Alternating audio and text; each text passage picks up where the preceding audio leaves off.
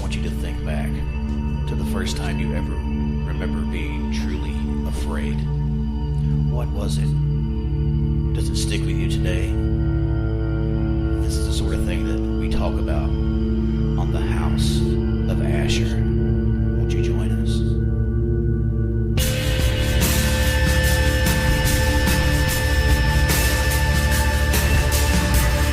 The House of Asher, a clearinghouse for the mind. And welcome back, everybody. I am your host, Steve Asher, and you are listening to House of Asher. This is episode 35. And man, let's talk about a trip coming out of Western Kentucky in my little hayseed area of Caldwell County in Princeton, Kentucky, which I dearly love. Which you will be listening to this on WPKY, the hometown radio station, home of the Tiger. Plug. Isn't that right, Mr. Ty Engelbright? We are again traveled across parts of Kentucky to find the weird, the macabre, the strange, and the quirky. And here we are, all the way in mighty Bath County. Yes, Bath County. So, I don't know. I guess you could insert a joke. Everyone here smells clean, so that's what it is. That's why it's called Bath County, because they love baths. But we're in Owensville, Kentucky, which is right close to Mudlick, which is also very close to Rankin, Kentucky. And I have a couple special guests with me here, and hopefully everybody's going to use their big boys and big girls' voices. La la la la. And here we go. I'm going to go around the table from the left and let everyone introduce themselves, and we'll start getting into some of the quirky stuff here in Bath County. Madam. I am Sasha Reinhardt. All right. Rob Kiskaden. There you go. Sasha and Rob. Mm-hmm. All right. So here we are at the Bath County Memorial Library. They were so gracious to set us up in a room so we'd have a little privacy and stuff. It kind of surprised me that first I called and I spoke to Mr. Hunt, Gary Hunt. For some reason I want to call him Mike, and I'm not going to say the joke, but for some reason it stuck in my head because I was a rude kid. But anyway, spoke to him. He didn't know a whole lot about it, and then he said to contact Miss Denton. I try to track her down, and if she hears this later, I apologize. I wasn't able to catch you, but I understand you stay busy. So, anyway, here we are. I think we did pretty well. So, Sasha, Yes. let's wrap. Okay. Let's talk about this a little bit. Quick, wrap it up. Kiskaden's throwing gang signs up. I'm not responsible for any of that. Anyway, Good but thing I'm off camera. Good thing you're off camera. So, you're a native. Yes. Of this area. I am. And when I first come in, I was kind of talking about this and that, and you were kind of did the RCA dog, kind of like, and then once I started talking about red flicks coming out, then your eyes kind of lit up like Wednesday Addams from the movie when he's flipping the switch. Yeah. And you were like, oh yeah, the meat shower. Yeah. The meat shower. So, was that something like? Did you happen upon that, or was that like one of those weird things like, well, yeah, we had that meteor shower back in 55, well, there was another shower, the meat shower, but that's whatever. I mean, is that something you grew up with, or was that something you happened upon? No, it was definitely something I grew up with. Like we were talking before we started recording, oral history and storytelling is a huge part of Appalachian cultural just passage here. People tell stories, and my family was definitely one of those. So it was a story that I was told by my great-grandparents, my grandparents' parents. I've told my kids. So it's an endearing part of the tapestry that is Bath County. Oh, yeah. Isn't that pretty? See how I did that? Yeah. It's like almost got skills. But what I was wondering is, like, now, have either one of your forebears, were any of them at the event, or is there anyone that still has, like, well, I remember Grandpa Elijah told me? None of my family were. No, not that I know of. I think the family that lived there where it happened were the Crouch family, and I'm sure they've still got descendants that still live out there. A lot of the Crouches still live in that same area, but I don't know personally of anybody that has a direct connection to it. the time that this happened, which was like 76. Thank you, 1876. Was this more or less just like open fields? Like, was it used like a fairgrounds, or was it? Yeah, I mean, it was. The land was, especially out that way, it was still very open, untouched. It's still like that. Yeah. Yeah, it's still pretty much just flat open land. I mean, did they do anything after the event? I mean, obviously, you know how it is in the country. You know, land is precious, and they're going to use it to grow on and stuff. I wonder if, like, when the actual event went down, you know, obviously that's a queer happening, you know, and you know, I wonder if were people thinking it was like end of the world, end time stuff. I'm sure. Probably. Yeah, I'm sure they did. The tale is the lady was outside, you know, hanging clothes on the line, and this shower of meat came down upon her. You know, and then she went inside and she called some people, and they came down and looked at it. And what is it? One guy, did they say he actually picked up and took a bite out of it? He took a bite out of this meat. Well, I was going to add. Well, first thing I'm thinking, I'm like seeing like a scene from Carrie. You know, I can see him like putting out all the nice whites, and it's the wind's blowing. And it's like a Snuggles commercial, and then here comes all this chunks of red stuff. Well, I was going to ask because I had heard tell, and you know, always the best tales always has a little touch of something gruesome to it. That someone said, well, let's fry a chunk of this up. Let's see what it is. Right. Yeah. You know, that, you know, and being from Kentucky, that just screams. That's like, bam, what do we hit? Any of it left? Yeah. Throw it in the truck. Lunch. Yeah.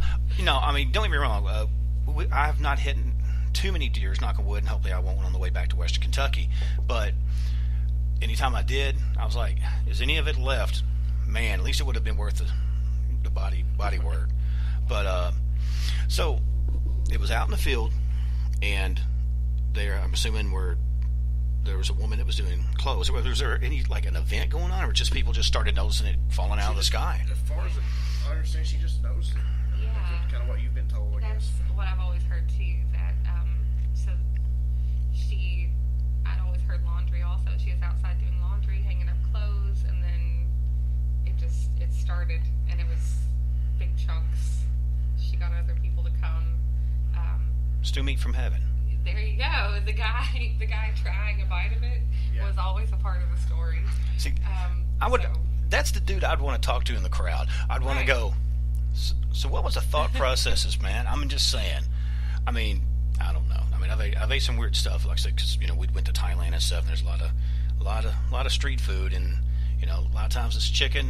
It ain't chicken. Right. You know, so I'm sure I've ate a few critters and crawlers. Yeah, but, well, you know, well, I understand it was like a 150, 50 or 75 area. I mean, it's a substantial area, right? It's varied. I mean, it went from about 50 yards to 150 yards, and I think one of the other things like that's been passed down over the years said it was the size of a football field. So it's kind of varied from there to, you know, from tail to tail, depends on, you know, which far-fetched. But the most common is about, what, a 50 yard, 50. What I'd always been told was the football field, which I guess it's easier to visualize. And that was a big deal because I know one of the theories was that it was some flock of birds that had flown over and regurgitated stuff. Buzzards or vultures or something. You know, that expanse. That's a whole lot of And birds. as much of it as there was, it makes it a little less likely. Well, also too, they were kind of in like they weren't like shredded up ribbons. It was like Chunks. like hunks o' meat. One of our new sponsors here at House of Asher. No, it's Hunk not. o' meat. Hunk o' meat. You know, I will say that I am a little disappointed to hear that there was never a band called the Kentucky Meat Shower. Ouch. You know, a challenge. Well, here we go. Well, that's right. Maybe I'm a bass player. I mean, come on. It just formed on air. I think we can do this as long as we can throw the audio back and forth. I think it's something we can pull down. There we go. Well, another thing. Okay, now there was a lot of meat there, and which I would say if this would have happened in Western Kentucky, especially if it was, you're talking about a football field, if it actually fell during a game, there would be somebody cooking it up. Somebody would be tailgating that. Yeah. That's just the nature of it. You know, more meat for the meat eaters. But seriously though, I heard, and I believe it's in Lexington, which we're going to be staying there later on our way home, that there's a medical museum where they have a little glass specimen vial, and it has one of those hunks of meat in it. Yeah. And what happened to the rest of it? I don't know. I don't know if it was allowed to just naturally disintegrate. Well, some of it was taken to like the World's Fair or something. They took some of it I didn't know took it to the World's Fair that year. What'd they do with it? And showed it off in the little vials. That may be the vial that is in Ended up in- Pennsylvania. I'm trying to find it on my. Which I'm still, as a big like Misfits fan and a goth fan, I am still upset that we are not known as Transylvania, Right. Instead of Kentucky. I like Kentucky's all good, but Transylvania is so much cooler.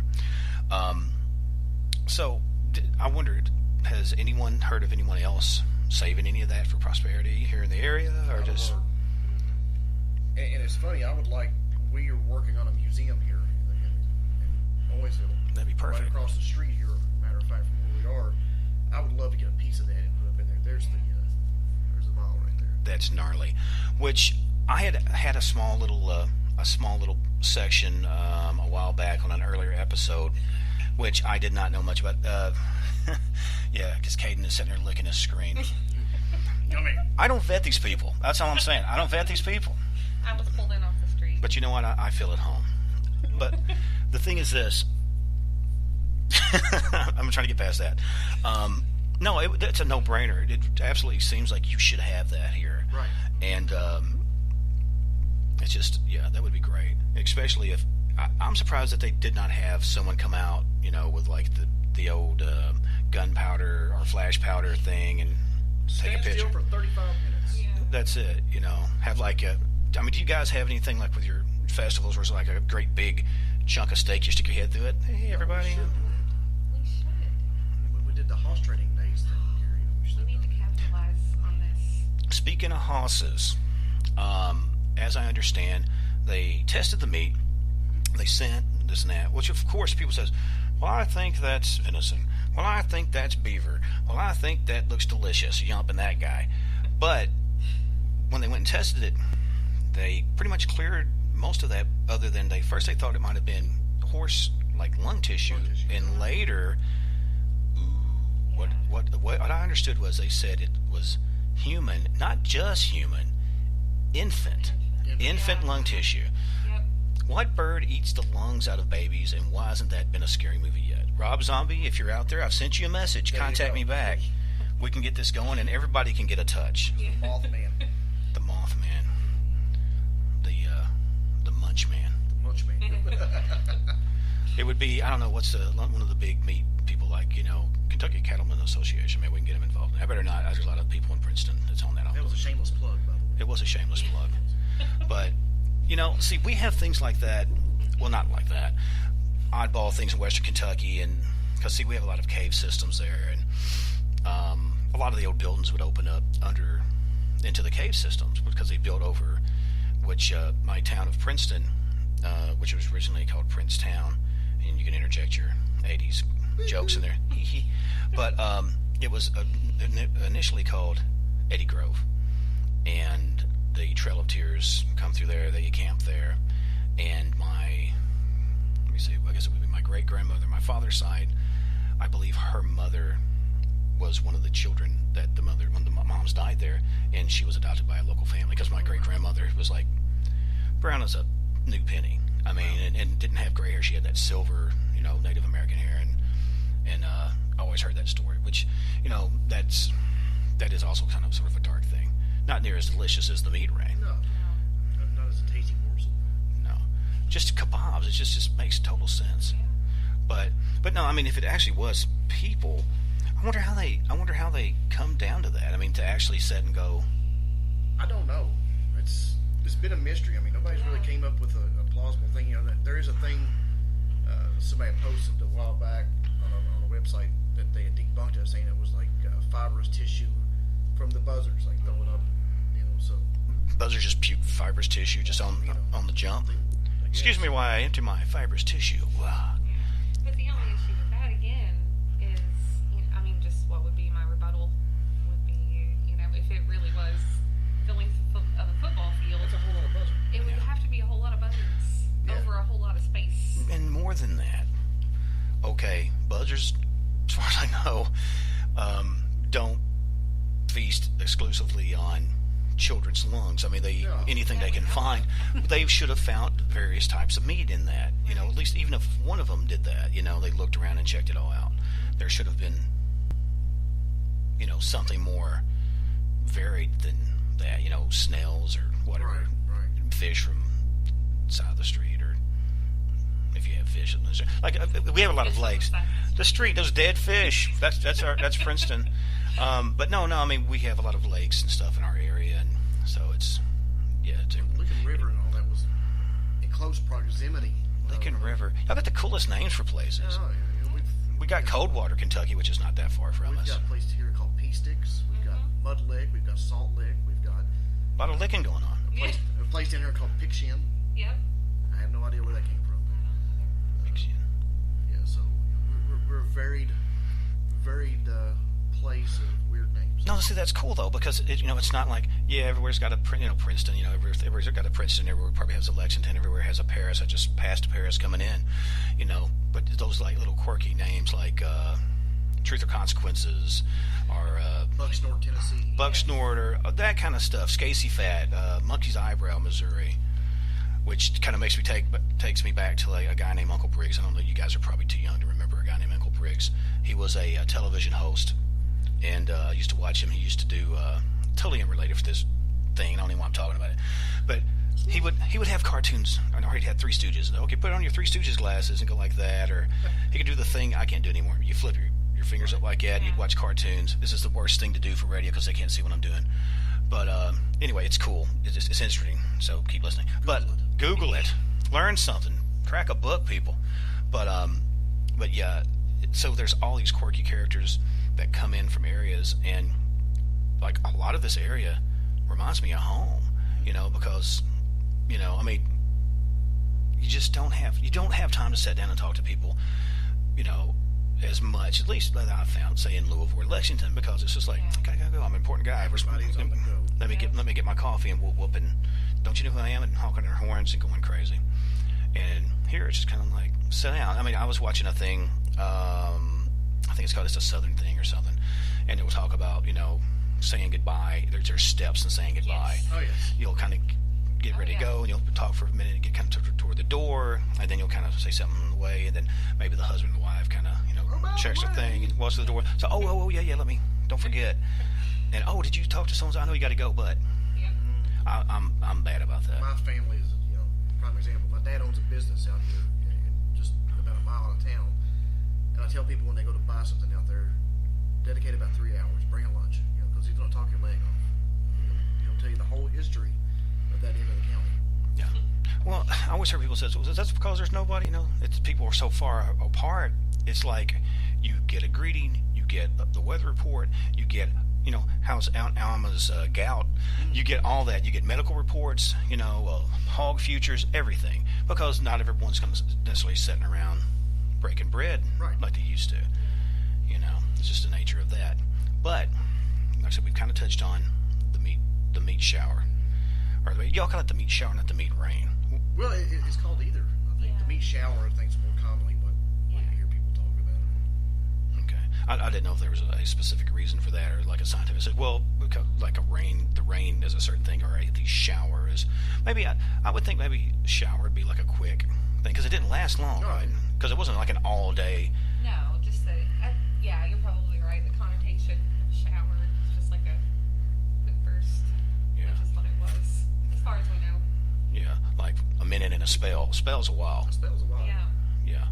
So, okay, I'll jump off the meat rain for a second. But I know there's also some other quirky stuff here in Bath County that, because you do a blog, and you want to pitch your blog real quick? Yeah, it's called My Hometown. It's historical tales of Owensville and Bath County's past.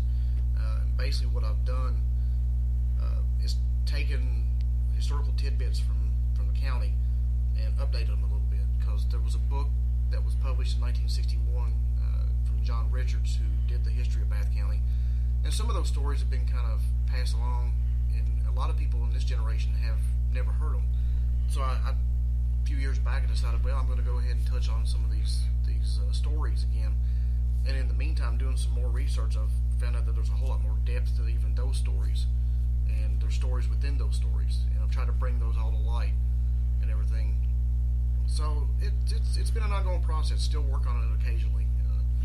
There's a lot of things that he didn't write about that I think were significant from the town, little quirky things. And one of the things, for instance, talking about writing I found on the courthouse wall over here in the upstairs. They just renovated our courthouse. It turned 150 years old last year. It was burned down in the Civil War, and they rebuilt it the following year, 1866. And so one of my best friends is the emergency management director, and we took a tour of I'm the fire chief here, so he took me up into the bell tower to kind of look at it and everything. And if you come down the staircase, there's a writing on the walls, really old writing. You can tell it is. It's kind of hidden, and it says something about Clem Fassett's ghost haunts this courthouse. And I have to pull it up and read it. I can't even think what it is. Like haunts this place forever. Clem Fassett was killed by James Young, or his last name was Young, and Clem's ghost haunts this courthouse now. Well, that intrigued me. I'd never heard that story before, and I was like, I'm gonna do some digging. So I went to the trusty internet, did some digging with the names and everything. I found an obituary for the Fassett guy, and went a little deeper, and it comes to find out that the guy that killed Mr. Fassett, Mr. Young, was a son of a prominent senator here, and they were family members, and they got into an altercation in one of the local drinking establishments. It resulted in Mr. Fassett getting stabbed out in front of the Owings house here, where the bank is. And the guy it went to trial, and they feel due to Mr. Young's political status, he ended up not doing any time for it. So the writing on the wall, somebody wrote up there, is like, he haunts this, I guess because he didn't get justice. Well, I had read too about, you were talking about the Owens house supposedly being haunted anyway, right? Yes. But it's interesting, and I'm going to touch base on you also do writing, and hopefully we're going to see that release soon. You're going like, I was ready to talk about that. But it's okay. You always heard that there's like three sides to every story. He said, she said, and what actually happened. And I think everyone's perceptions are colored by their life experiences, or maybe where they are right there. Because I guarantee you, I could walk into a room at 16 and now, and when I'm, hopefully God, I'll make it to 70, and take completely different, elements from that. So it's sort of interesting too on where the persons were, the time frame, and so like. Well, I mean, good Lord. I mean, back in the old days, there might a man walk into a room. There's two men. There's one lady. Right. And go, well, who are you saw? I said, well, I saw Mr. Jim, Mr. Jones, Mr. Ratliff. Says, what about her? I said, just some woman. Back in the old days, we don't know that. Right. She's not doing anything. She's making pies and babies. Right. That kind of stuff. That's what we do. Yeah. Why is she out of the kitchen? But I don't know where that voice come from. But This public service announcement means that we are not prejudiced against women. We just want to clarify that. No, we're good with it. But you were talking about some of the stuff that you're working on, because like you said, and we were talking about the oral tradition is very important, because like you said, even stuff in my own hometown, there was an area called, again, insert your own joke, called Black Bottoms. And there was the Bottoms, there was Black Bottoms, and that was right around that Big Springs area that I told you about. And the Bottoms was where most people talk about, and it was where they said the poor, and I'm doing air quotes, whites lived. But then there was the Black Bottoms, which that was where the recently freed slaves lived, and extremely poor whites, my forebears. So, and it flooded all the time, and rats the size of cats, big hunking stuff. And so, people's perceptions and people's memories change, because I would take my kids down there, and I try not to be I'm trying to think of the skit. There was an SNL skit where there was a guy, and he talks about all these horrible things, these different nightmare situations, and he always is really into it. He's like a little bit too into it. It's like, he says, and they found her head in a duffel bag in a tree. He's just really too into this stuff. I mean, he just loves the stories.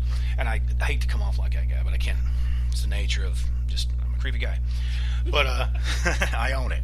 But so I was like, okay, this is really cool. I said, but you just should know some of the other history here. You should know about some of the hangings and some of the things. Totality of history is neither good. And I'm not saying it's just, it's a good thing these bad things happen, but history is history, and it should all be known and addressed and remembered. I agree. If nothing more, to keep things like that from happening again. And you were talking about earlier off air about, you were working on trying to do some stories, and especially ghost stories and stuff. And we were talking about, a lot of times people get caught up in elements of the writers, and sometimes people get caught up in this and that, because I'd have a lot of people would be talking about like, well, I know you talk about, music and stuff a fair amount. I talk about this and that, I talk about ghosts, and I'm going to have shows about sleep paralysis, and I'm going to have shows about alien implants, and I'm going to have like on Ghostbusters. Remember when Venkman had the show and he says hairless cats, weird. Yeah. That's my show. I just want it to be weird and quirky. Some of it's fun, some of it's going to be dark, but I want it to be entertaining. And some of the stories that you're going to write about, or plan to write without giving away too much, does it tie into stuff like the meat shower, or does it touch on some other darker, weirder, quirky stuff? Well, a lot of the stories that I've recorded so far, I didn't do the meat shower just because it's been covered pretty well. A lot of them were what I believe to be just deeper Appalachian folk tales and ghost stories that my family told me. There was one in particular with this lady who, and of course when it was told to me, it was told that it was a lady that lived down the road. That was always the thing, somebody that lived down the road. Yeah, over hill piece. Yeah. So there was this lady that lived down the road that everybody thought was a witch, and she got really sick, and as she was laying in her bed dying, this horde of black cats came and were like speaking in Latin under her window. Yeah, so just really strange. It's pretty metal. Yeah, really strange. That's a good story. Yeah, really strange. Like I said, I believe are just folk tales passed down that sort of got passed off as, well, this happened to your grandmother, or this happened to your aunt, and this. Well, see, that's what people forget, is that people kind of go, well, of course those simple country folks, and here comes up that voice, it's not like Al Gore, of course those folks believe. But everywhere, even larger cities, there's different superstitions and stuff, and I think every little community has, that's it's crossroads, where some evil person was buried, or there's a witch tree, or there's Crybaby Hill, or... And I think a lot of people, too, don't allow themselves enough time or stillness or just being in their own head or observing the world around them to really appreciate the fact that there's a lot we can't explain. It's easier to ignore than be okay with uncertainty, I guess. Well, and it's a thing, too, when people are raised up with a certain worldview, and it kind of... Is it like a paradigm shift? It's just sort of like, what I thought was bedrock is sand. Everything I thought was gospel, pardon the pun, is not necessarily gospel. Because, like I said, I have had so many people in interviews, and especially when I was doing the penitentiary book and then the Western State book, people go, look, they come just straight to you. It's like, look, Asher, I'm a Christian. I don't meddle with this and that. I'm not hocus pocus and throwing chicken bones. But I tell you, this one night I saw blah, blah, blah. This one night I felt this and that. Or I witnessed whatever. And he says, I've never been able to come to grips with it. Some people just say this is something demonic. Some people say whatever. Maybe it was, because people forget about elementals. People forget about all the stuff in the woods. The woods are ancient. I come into this doing research. I grew up kind of a scared kid, hearing a lot of freaky and messed up stuff. And I went to the library. Thank God for libraries, because that's where I started reading on, books by Hans Holzer and ghosts, and then I started learning about ASP, and I'm like the little kid that was coming up to him. I looked like Pugsley Adams, a little round kid with a chili bow haircut, and go, I need a book on spontaneous combustion, the infield poltergeist, and do you have anything on the rights of possession? the clerk is going to the exorcism. Yeah. Exactly. Well, that's what I'm saying. I was just that quirky kid that lived in county. Yeah. And he's not one. It's just a phase. Yeah, he said, but I was also that kid that would open the doors for the old ladies and help this and that, or have the teachers, smack the erasers and whatnot. So they kind of said, again, well, he's just different, and he does his own thing. And like you said, if once people slow down, and I'm a firm believer, and this is again kind of, I guess, a West Kentucky thing is, if I'm home, I'm barefoot. I'm going to at least try a little time, at least once a week, to go out and just put my feet on the grass and just get real still. And I even close my eyes right then. That's what I do. And we have like wind chimes and things like that, and just listen to that. And which we have a train not real far. If you listen to my other things, you'll hear coming through, and I just make it part of the story. But if you get slow and it's not, you're not really getting slow. You're turning your conscious mind off and letting the subconscious and the underworld that's kind of like tells me the dark side, just like our world, but just not as brightly lit. You have to kind of let it just wash over you. You'll connect with a lot of stuff, and I believe in biofeedback and all that stuff, which is a slightly different situation what we're talking about. But there's people lose sight. I wish I'd spent more time sitting at my grandma's knee, snapping green beans and going, tell me more about this and that, and tell me whatever, when the trains were this and that. And people lose sight of that. Now that I'm a little bit older, I'm not ancient, but I'm 48. I can really step back and go, yeah, that's why I'm telling my girls, which they're pretty good about it. They like to hear about that. And because because like they said, Dad, you talk like you're from 1840s and stuff, because they always call me Highlander, because they said I'm Connor McLeod from Clem McLeod, born in 1200 and something. I said I carry the stories, the ghosts or whatever, the remnants of those people. That's what I feel. I'm not just a writer, I'm a folklorist. And I'm sorry, I'm talking about myself too much. But do you guys feel like by keeping up those traditions and you keeping those stories and all that, and you finding stuff, which I want to see some photos of like that, and you're talking about the handprints on the walls. I would love to have that and be able to put that on my page and show this stuff. That would be super great if you could. But, did you guys come at that just out of natural curiosity? And I know you said your family kind of did that by nature, and was it something that was inborn to you, or? I think, yeah. My dad, like I was saying earlier, he has a little shop and he talks to people all the time, and he was one that kind of got me interested in like learning the history and the stories about this area, and it's just kind of it's been a curiosity ever since then. Yeah.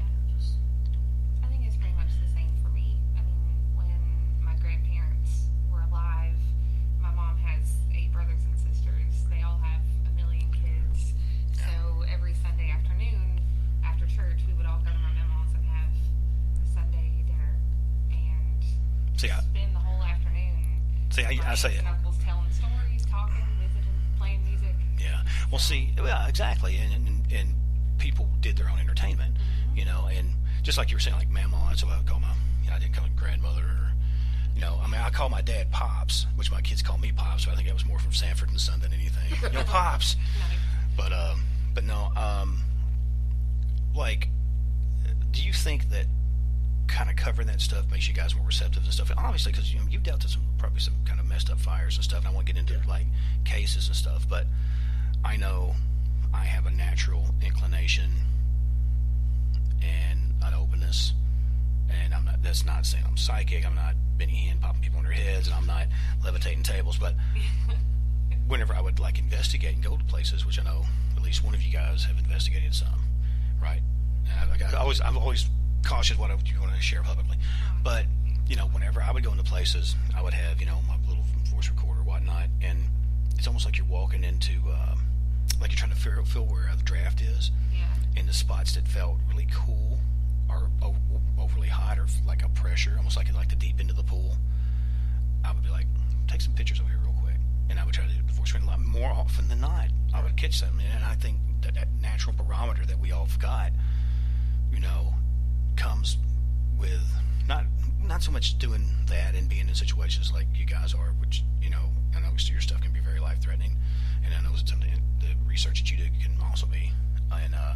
But I think too that the more you fine-tune it, just like a hunter in the woods, you have 5 people walking down a trail, may not see anything. You have that one guy, and it's like, yeah, well, they broke with this way. If you go about 4 foot, you see where the twigs broke off, or the ruts are over here on the other side, so that's where they're coming through.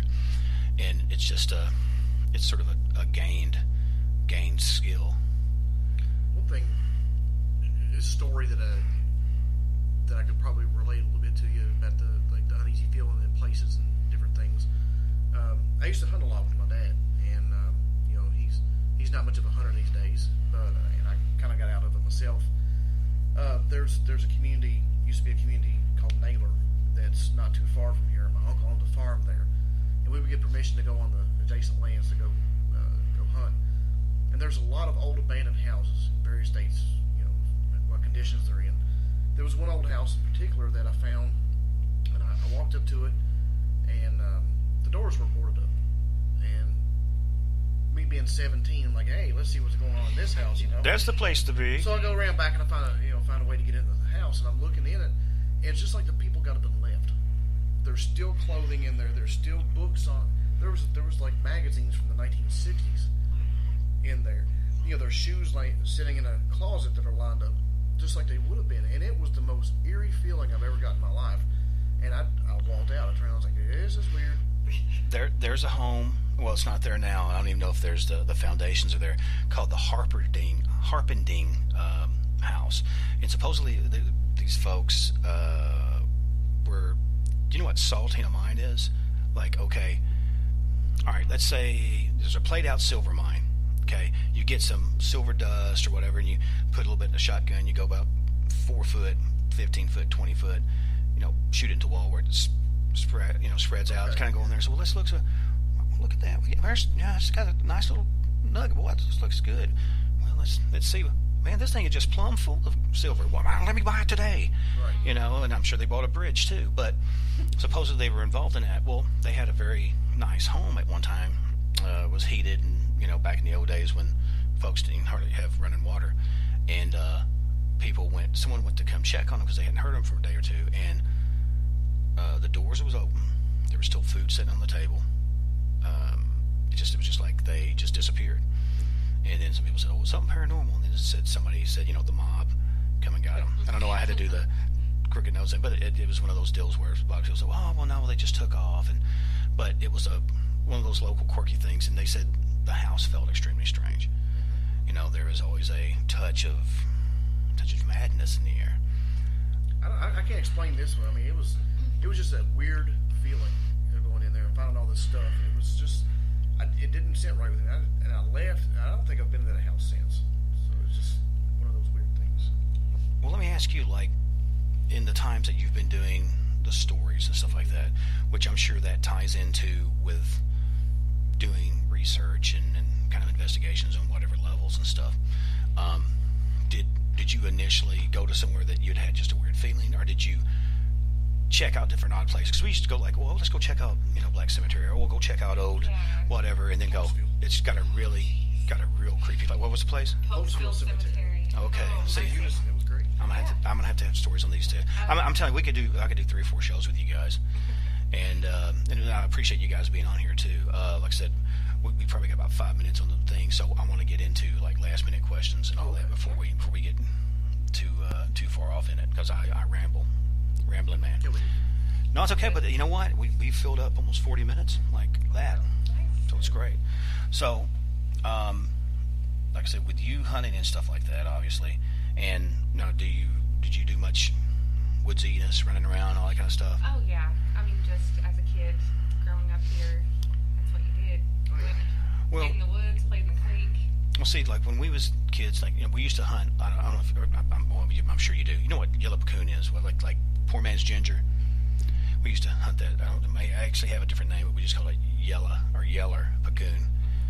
Yeah, you gotta understand that my mom's appellations. I called that was not glass. It was winterlight. Yeah. Winterlight or wintersill. To this day, my kids hate it.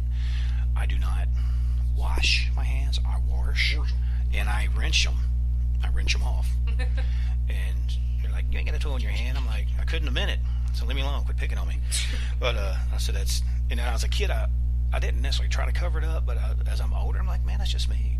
But what's so funny is you go into the thing where you will find people that appreciate it. People likes that quirk because you're sort of individual, especially if you're talking to say from somebody from Boston or somebody from California or God knows where, and it's just sort of like it's a different vibe here. It certainly is. But we were talking about the woods. Now, in regards of creepy stuff in the woods, have you ever walked up on something that was super creepy, or that you were like, what was that? What did we just experience? Not in the woods. All of my experiences like that have been in buildings, in places. I always found the woods to be really peaceful. And well, same thing with graveyards. Yeah. I've been to very few graveyards. I got some EVPs who were telling me to go to heck and do a lot of different stuff. Oh, we got another one too. Okay. Yeah. Well, I'll tell Cheyenne, hey, we're going to be vacationing up here. I'm going to wait till the ticks are down. Yeah. Go. That's usually when I went to deep woods. When it's fall or early winter. But well, there's a building here, and I won't say this since it's going out over public airwaves, but a building I'm in frequently. Okay. You're going to tell me off air though. I'll tell you. Okay. Yeah. The location is. Yeah. Coordinates. Undisclosed. And there are days when you walk in and it feels fine, it feels light, it feels peaceful. There are days you walk in and it's like the subconscious equivalent of somebody just putting their hands on your shoulders and shoving you back out. Like you very much get a sense that you are not supposed to be there at that particular time. Almost like, have you ever come into a room where like maybe something had just went down, or there's been like a really bad argument or a heated thing, and you can just, which some people say, well, we all give off pheromones and fear stuff. Well, yeah, we can get real deep into that. Yeah, beyond the conscious, but knowing there's knowing beyond that, the unspoken knowledge. Ooh, that sounded good. Yeah. So, but no, but yeah, there's a thing. Yes, but there's a deal where you just kind of go, yeah, this isn't right. I had that a lot in prison, and it's always served me. I've been very lucky. I never got stabbed or hurt or anything like that. Tuition's a powerful thing. Tuition means a lot. Holly has a good story. Holly that works here, she's the assistant director here. And I don't know if she wants me blasting her out on this, but I'm going to do it anyway. Too late. Okay. She showed me a surveillance video of this in this very library of a book. Did you see that? Did she tell you about the book? Oh, I want to see this. It was a magazine that was sitting on a table.